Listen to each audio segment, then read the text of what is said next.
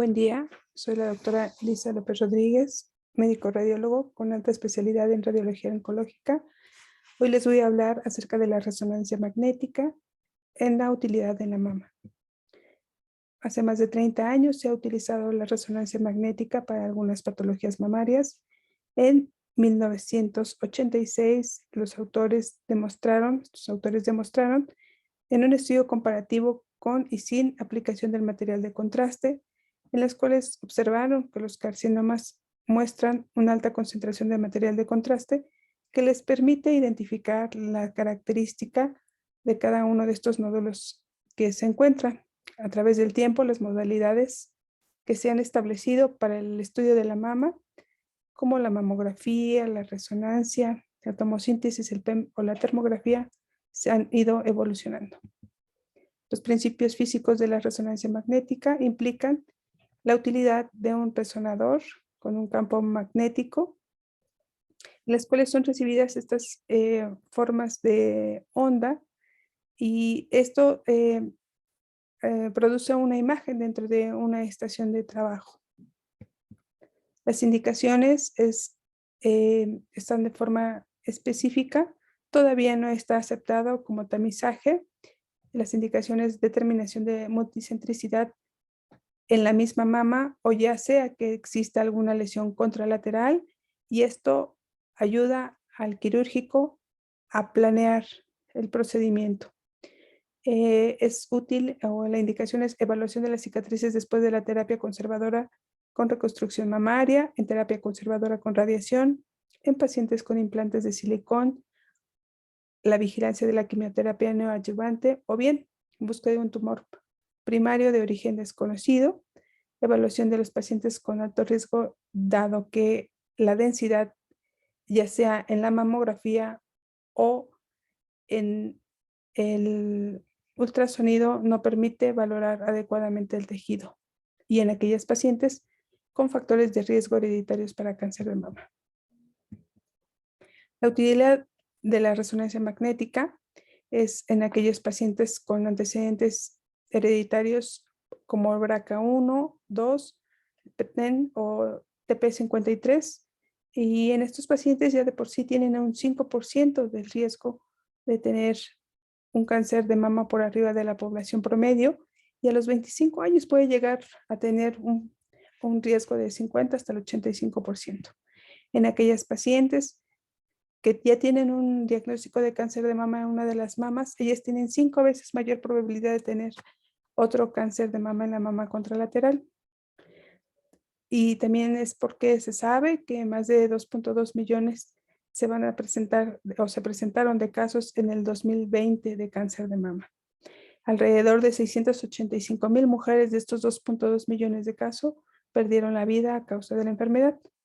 La sensibilidad de la resonancia magnética es alta, principalmente para nódulos. Sin embargo, en aquellos que son in situ, baja esta sensibilidad, la especificidad es baja. A veces puede dar lugar a manejos un poco erróneos, dado que la especificidad es baja.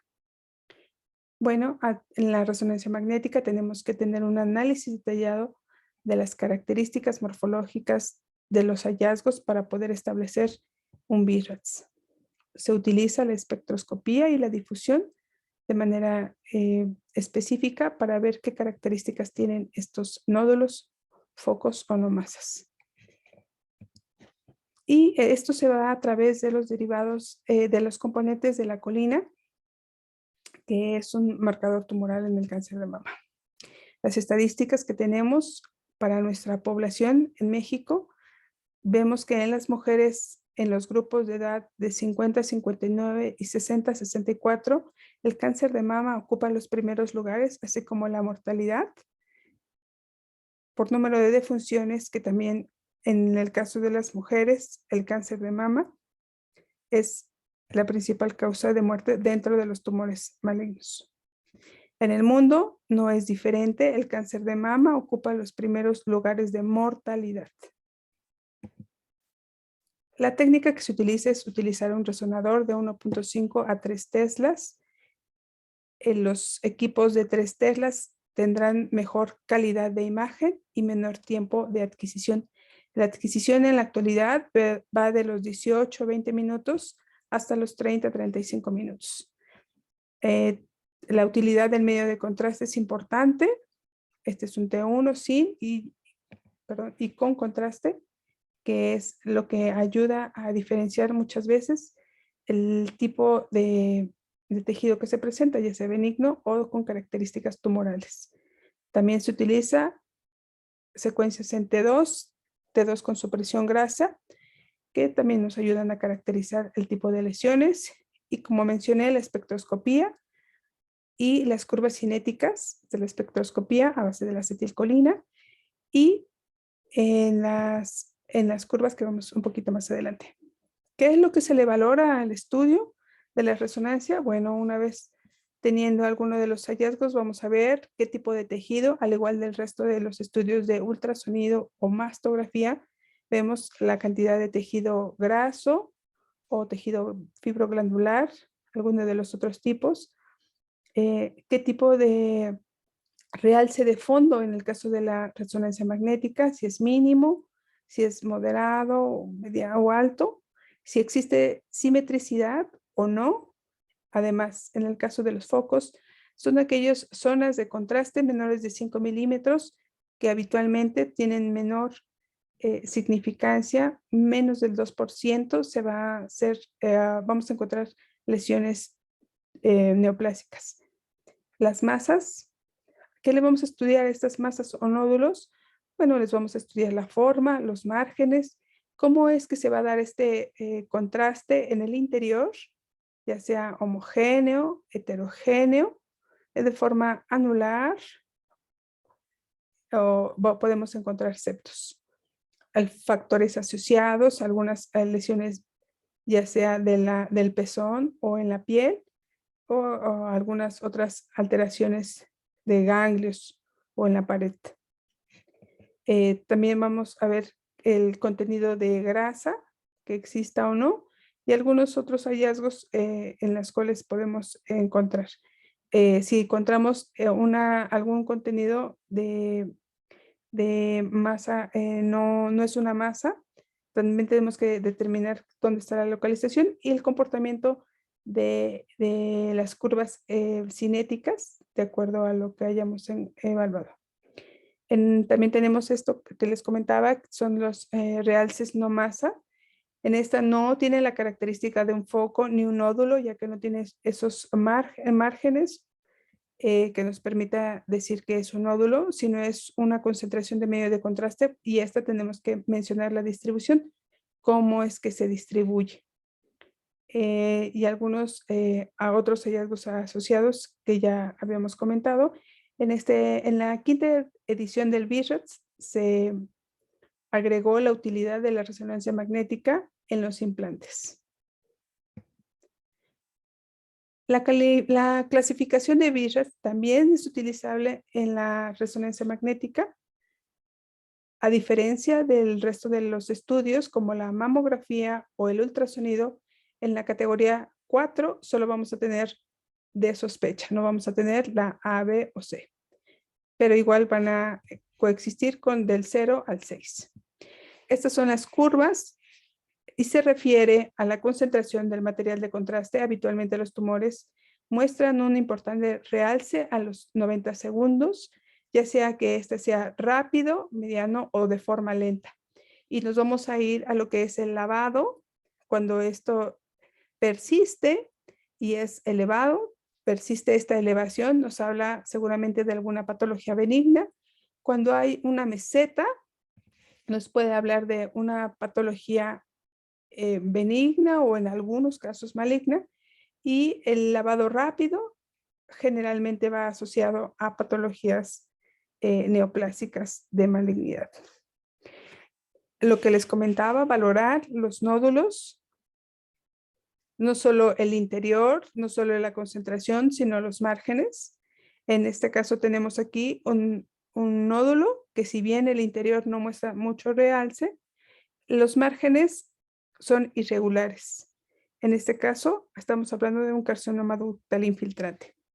El resto de los casos igual estamos viendo los márgenes, el tipo de reforzamiento en el interior, qué tipo de reforzamiento. Por ejemplo, en este otro que observamos aquí, la heterogeneidad, menciona la literatura que debemos que tener cuidado con esas áreas de necrosis. Este es un carcinoma lobulillar infiltrante. O bien en aquella patología benigna en la cual los márgenes son perfectamente circunscritos. Este es un T2, el interior es homogéneo y se trata de un quiste, o bien un quiste complicado. Al final los márgenes siguen siendo regulares. Dentro de la técnica, recordemos que tenemos que hacer una fase dinámica. Esta se le inyecta el medio de contraste y se van tomando secuencias cada minuto de los 5 a los 7 minutos después de 2.5 mililitros. Habitualmente se instilan 10 mililitros y se capta estas fases dinámicas. Y aquí también tenemos un T2 en los cual demuestra cómo es una patología benigna. Algunos otros casos que tenemos es una irregularidad en un nódulo, una distorsión que observamos, que en la resonancia magnética nos da un realce no masa de distribución segmentaria, en la cual en el diagnóstico histopatológico demostró un carcinoma lobulillar, así como tenemos aquí una asimetría hacia los cuadrantes internos.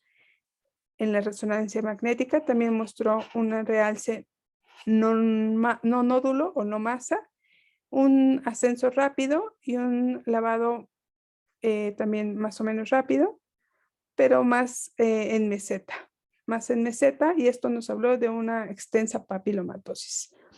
O bien este nódulo que muestra unos márgenes verdaderamente irregulares. Este es un T1 con supresión grasa, pero nos permite evaluar el nódulo, la heterogeneidad, la espiculación de los márgenes, y sí, es un carcinoma ductal invasivo. En este caso, aquí observamos un nódulo en esta secuencia. Observamos que tiene una alta concentración en la difusión, se observan los márgenes y tiene un ascenso rápido y un lavado también muy rápido. Es un carcinoma lobulillar invasivo. Aquí tenemos un nódulo altamente sospechoso por esta irregularidad de los márgenes en la difusión, y tenemos aquí el MIP que también nos permite evaluar, y este se trató de un carcinoma ductal infiltrante. La utilidad de la resonancia magnética también se ha visto en los implantes. Aquí tenemos los implantes mamarios, en los cuales tenemos un signo aquí característico del linguini, como las pastas que da en esta imagen. Nos habla de una ruptura de los implantes en forma bilateral. La resonancia magnética tiene todavía mucho que aportar. Todavía se siguen haciendo importantes investigaciones, como la doctora Kuhl, en el cual ella en el 2014 publicó este artículo en el cual menciona que podemos utilizar una resonancia magnética ultra rápida en relación al resto de las resonancias.